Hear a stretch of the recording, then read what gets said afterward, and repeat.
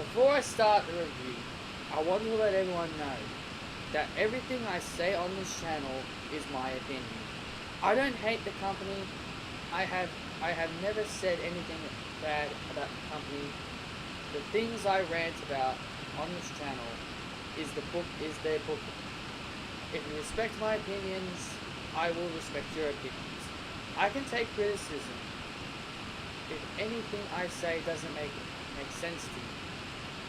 I am not a wrestling genius. I don't know everything about the company. Everything I say is my opinion. Thank you for listening, and let's get on with the review. Welcome to the channel, everyone. Welcome to my Monday Night Raw review. And to be brutally honest with you guys, Monday Night Raw wasn't really all that bad this week. Now, there were some negatives. And there were some positives. Yes, there were some positives. I'm not, like I said in my opening, I have a different opinion to everybody else. I think Monday Night Raw today was not really as worse as last week and the week before. I thought today's Raw was okay. I found it at least decent. So, we started off the show with Seth Rollins. And, Seth Rollins came out, he spoke the truth to Baron Corbin. He says that that Raw has sucked because of you. Well, Mr. Rollins, I agree where you're coming from on that. But I think the reason why Raw sucks is because of the creative booking. That's basically that. But anyway, follow along here. Seth Rollins talks down Corbin about how he's done everything so unfair has done so much bad booking and not bad booking. He's done a lot of bad things on Raw, and Seth Rollins is going to make a stand. And then he mentions about Brock Lesnar, about how did Braun Strowman upset you so badly that you put the Universal Championship back on Brock Lesnar. Look at Brock Lesnar. He barely shows up. He never shows up. And of course, basically what I'm saying is everything that Seth Rollins said in this promo was 100% true. Minus him saying that Raw sucks because of Corbin. But everything he said is true. And this all led to Seth Rollins challenging Baron Corbin to a match. Corbin, being the typical heel, says no. And Seth Rollins calls him a coward like 18 times. Oh, that's what Renee said. And then Corbin accepts a TLC match with Seth Rollins. The first match of the night was Bobby Roode and Chad Gable versus the AOP and Drake Maverick in a 2-on-3 handicap match for the Raw Tag Team Championships. Now I know I ranted on this last week, but if I remember correctly from last week, didn't Baron Corbin say that if Bobby Roode didn't win last week, that they don't get a title match? I believe that was the case. I believe Baron Corbin said Bobby Roode had to beat Drake Maverick. Now, of course, it changed to a 2-on-3 handicap match, but that stipulation was still involved. If I'm not mistaken. So how did they get a title match by losing? That's the one thing that I don't really understand. That Bobby Roode and Chad Gable, they lost. So you think they'd be done with the tag team titles, but no, they still somehow got a title match. Seems like WWE really tried to throw their logic at us to be like, oh, they got screwed over, so let's build sympathy for these two. Sure, I don't mind the sympathy. I don't mind the sympathy angles, but if you're going to throw in things like, oh, if Bobby Roode doesn't win, they don't get a title shot. If you're going to throw that stuff in, then your little sympathy doesn't really make any sense. That's just my main complaint on that. Bobby Roode and Chad Gable, shockingly, and I'm going to use that term shockingly because I didn't expect them to win, they shockingly won the Raw Tag Team titles off of the AOP. Now, I said this on my Twitter. I said if WWE can't book the AOP correctly, just take the titles off. And that seems to be the case. It seems like WWE can't book the AOP correctly, so they took the titles off. They took the titles off of the AOP. Drake Maverick was the one that took the pin. Now, I can see, I can feel a lot of people raging in their heads because of this. But I think Drake Maverick taking the pin was actually a good thing instead of just having Akam or Razor, getting pinned. But then in reality, they looked dumb because they tagged in their manager, and he took all the time in the world just to pin Bobby Roode. If I was the AOP at this point, if I were the AOP, I'd be kicking Drake Maverick to the curb. That's just what I would do. I would kick Maverick to the curb after what they did. So Bobby Roode and Chad Gable are the new Raw Tag Team Champions. I'm very, very happy that Bobby Roode finally has championship gold around his waist. Not the title I was expecting, but I'll take it. Championship gold around his waist. I'll take it. Natalya and Ruby Riott.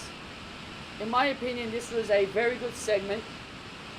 I didn't mind this segment at all. Natalya showing real emotion. And Ruby Riott, man, she's grown on me so much. From her days on SmackDown to Monday Night Raw, she's come a long way.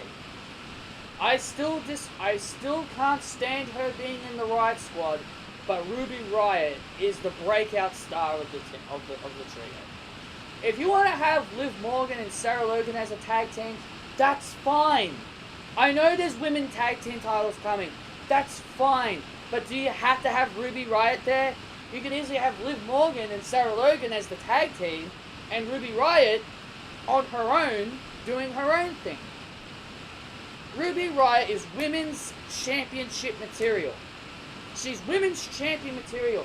I don't understand why WWE are holding Ruby Riott back and having her with two jokes, but like Liv Morgan and Sarah Logan. Ruby Riott needs to be on her own. But Ruby Riott, she cut a fantastic promo. She was so great. She pulled out a table. Well, Sarah Logan and Liv Morgan gave her a table that was covered in a black sheet, a black blanket, and Ruby Riott revealed it as her Christmas present to Natalya, which was a table with Jim the Anvil Neidhart picture on the table, and this was brilliant. Ruby Riott, I'm growing on Ruby Riott. I am really starting to really enjoy Ruby Riott's work, and there's no doubt in my mind that Ruby Riott is a future women's champion. And if she can't get it on Monday Night Raw, send her back over to SmackDown Live and she can become women's champion there. Drew McIntyre versus Dolph Ziggler in a rematch, and figures they do 50-50 booking here. Drew McIntyre gets the victory this time, like I predicted. Like I said on my last week's review, I said Drew McIntyre is going to get his win back because that's typical WWE. Because that's typical WWE creative booking.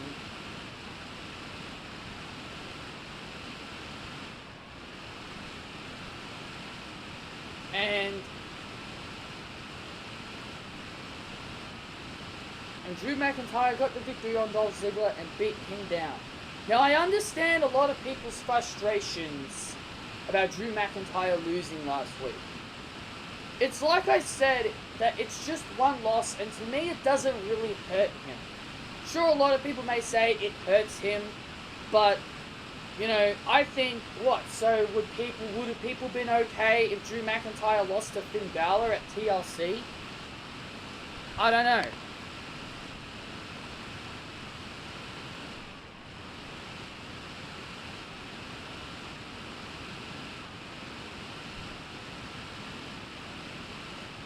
I don't know.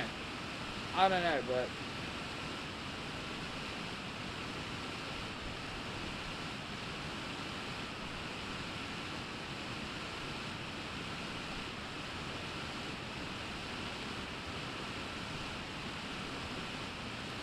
so yeah, again, I understand why people's frustrations about Drew McIntyre losing, but it's like I said, it's just one loss. I don't think it really matters.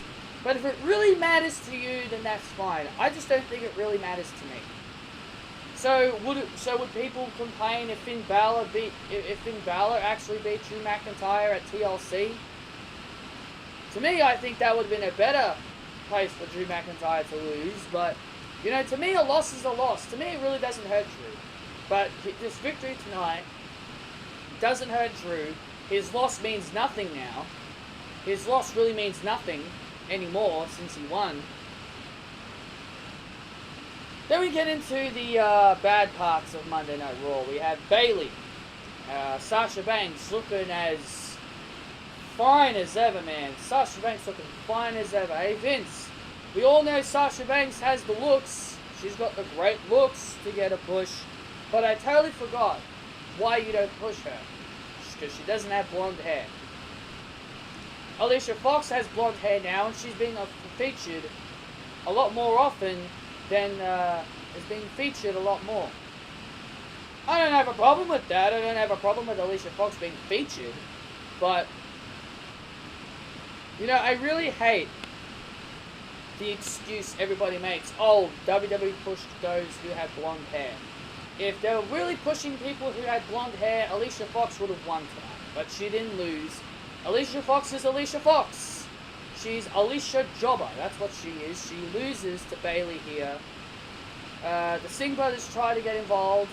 Then Apollo Crews, who is Bayley's new tag team partner. WWE should really change the Mixed Match Challenge to Mixed Match Replacement Challenge. Because they always replace partners. So Apollo Crews takes out the Singh brothers. Sasha Banks wants Apollo Crews to throw her into Jinder Mahal and the Singh brothers. And he does. And this gives Bayley the chance to Bayley to belly Alicia Fox for the W. Probably the worst part. The final three things here are probably one of the worst parts of Raw. We have Lio Rush taking on Elias. Now, on paper, I don't mind this. On paper, this sounds great, because Lio Rush is a fantastic wrestler. He's a fantastic wrestler on 205 Live. But the thing I have an issue with here, is that if Lio Rush, a cruiserweight, is allowed to compete against Elias, why can't Buddy Murphy take on a Seth Rollins for the Intercontinental Championship? Why can't a Cedric Alexander compete on Monday Night Raw against somebody? Why can't Mustafa Ali compete against somebody on Monday Night Raw? That is something I don't understand. If Lio Rush is allowed to do it, then so should Buddy Murphy and everybody else on 205 Live. That's my main complaint. That's my main complaint about this. But the other complaint about all this is that Heath Slater is the referee of this match, and they're booking Heath Slater like he doesn't know how to be a referee. Now, through storyline wise, I can see the idea, what they're trying to do here. But Heath Slater has been a wrestler his entire career. You'd think he would know how to do his job as a referee. If someone from the outside interference gets involved, it's a DQ. But he lets Bobby Lashley beat the crap out of. He lets Bobby Lashley beat the crap out of Elias, and this gives Lio Rush the victory over Elias. And Heath Slater had no choice but to count the 1, 2, 3. Nia Jax came out and cut a cringe-like promo. I can't stand Nia Jax. Every time Nia Jax goes out to cut a promo, guys, be sure to have your mute button ready, because Nia Jax is absolutely awful. Ronda Rousey, for once, didn't come out smiling. She came out, and then she just said a couple of words. I didn't come out here to talk to hype up a fight. I came to fight. And this is the Ronda I want. Angry Ronda. This is the Ronda I want. This is what she should have done last week. This is what she should have done last week. You should not come out smiling when someone's insulting you. You should always come out serious when someone's insulting you. So this all leads to, and then Ember Moon comes out to aid Nia. And you know what? You know what I find really, really funny? And I hate this in promos. I hate this in promos.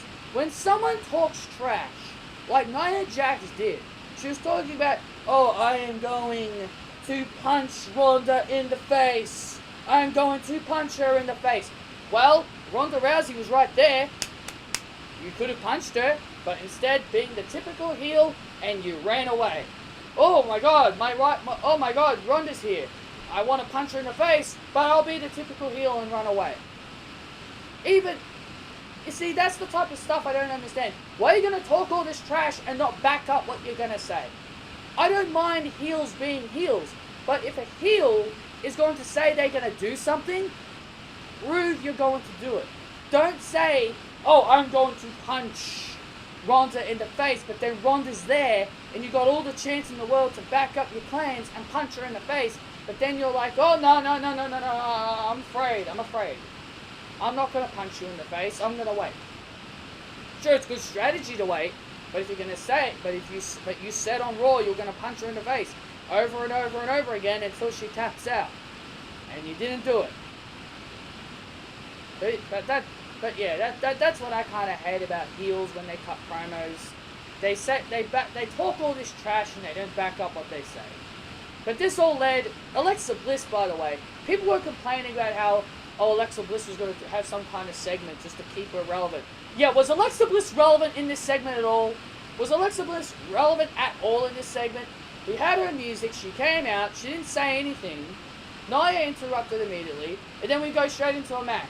But this little segment that Alexa Bliss was going to be in was going to keep her relevant. To me, it didn't keep her relevant at all. She was just thrown in the background of this entire segment. We had Ember Moon versus Tamina. Who cares? This was the down parts of Monday Night Raw. Ember Moon easily wins here, but then Eclipse did Tamina's knockout. So Raw was off to an okay start.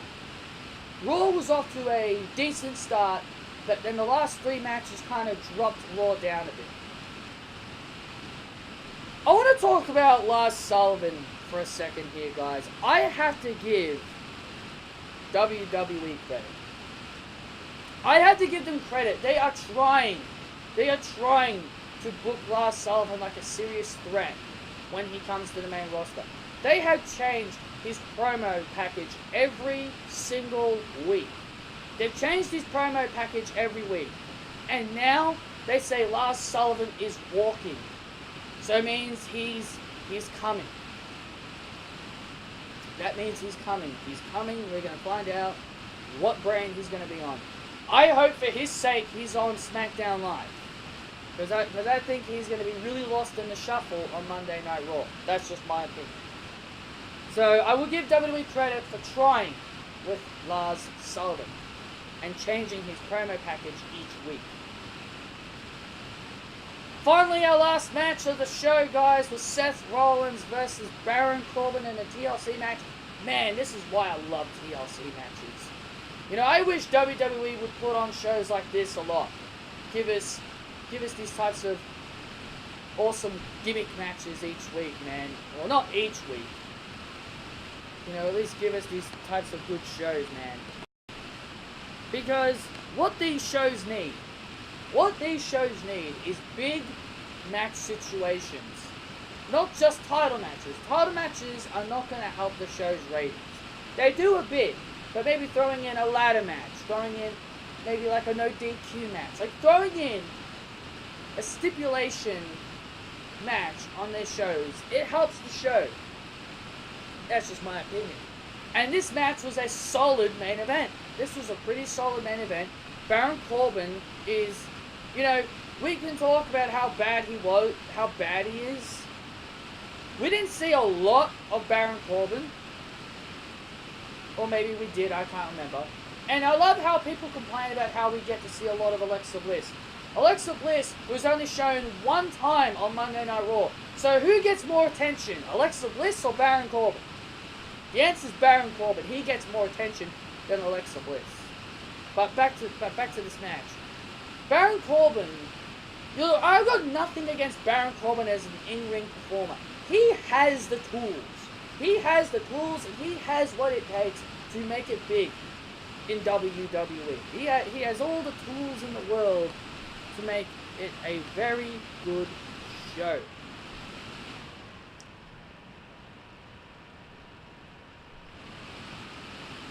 So I appreciate that Baron Corbin is still showing that he's growing a lot.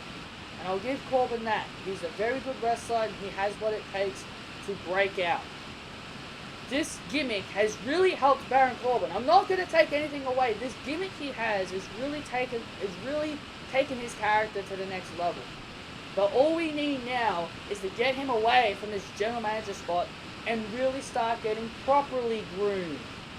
He needs to properly be groomed. You brought him over to Monday Night Raw in the Superstar Shake-Up, and how many matches did he have? How many matches did he have before he became Constable? Not many. He didn't have many matches. As soon as he was brought on the Monday Night Raw, I think he had a match with like No Way Jose, and then after that, he became the Constable. So Baron Corbin's barely had any matches on Monday Night Raw. So 2019 needs to be the year where Baron Corbin breaks out and starts to become his own guy again, like he was on SmackDown Live. That's why I enjoyed Baron Corbin sometimes on SmackDown, because he broke out. He was United States Champion, Money in the Bank holder. You know, I know these accomplishments may not sound good in a nutshell, but you know, at least Corbin has what it takes. He has what it takes to be a champion. He has what it takes to be a star.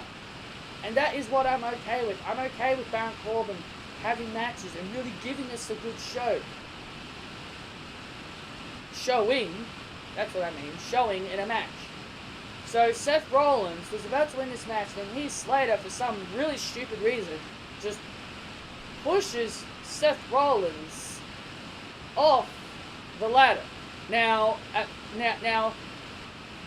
made a prediction, on my Twitter before this match started. I was like, it's either Heath is going to help Corbin win, or Heath screws Corbin. And it seems like I thought for a second that, oh my god, Heath's actually going to help Corbin win, but then Seth Rollins still overcame the odds, and he was able to retain the Intercontinental Championship. And that is, and the ending scenes is Dean Ambrose and Seth Rollins looking at each other in the eyes as Raw goes off the air. In my opinion, Monday Night Raw was actually okay. It's still not as good. It's still not good yet. I thought it was at least a step up. Baby steps. I guess it's a nice baby step up to, you know, at least putting on a better show. This was, you know, this was definitely much better than the previous weeks we've had. Much better. So I'll take this show more than the previous weeks. So those are my thoughts on Monday Night Raw, ladies and gentlemen. I hope you guys enjoyed it. Hit that thumbs up if you guys did enjoy the video. Comment your opinions down below, and be sure to follow me on my social media if you haven't done so, and subscribe to the channel as well. Thank you all so much for watching, and I'll see you all tomorrow for my SmackDown review. See you then, guys.